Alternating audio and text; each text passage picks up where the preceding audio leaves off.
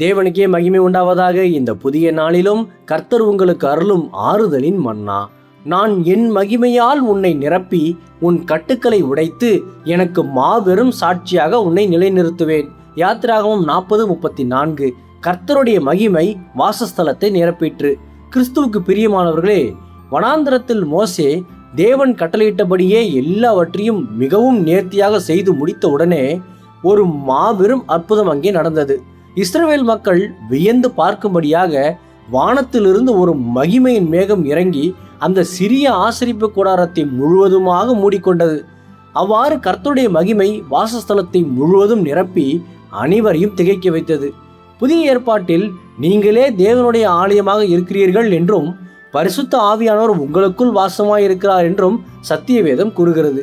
ஆக இன்று உங்கள் சரீரத்தை உயிருள்ள ஜீவ பலியாக தேவனுக்கு முற்றிலும் அர்ப்பணிக்கும் போது அவர் தமது பரிசுத்த ஆவியால் உங்களை பூரணமாக நிரப்புவார்.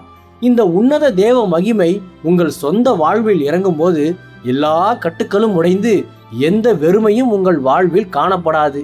மேலும் உங்களை சுற்றி உள்ளவர்கள் ஆச்சரியப்படும்படியாக கர்த்தர் உங்களை ஆசீர்வதித்து தமது வல்லமையான சாட்சியாக இந்த பூமியில் உங்களை உறுதியாக நிலைநிறுத்துவார். கர்த்தர் தாமே இந்த வார்த்தைகள் மூலமாக இன்று உங்களை ஆறுதல் படுத்தி ஆசீர்வதிப்பாராக.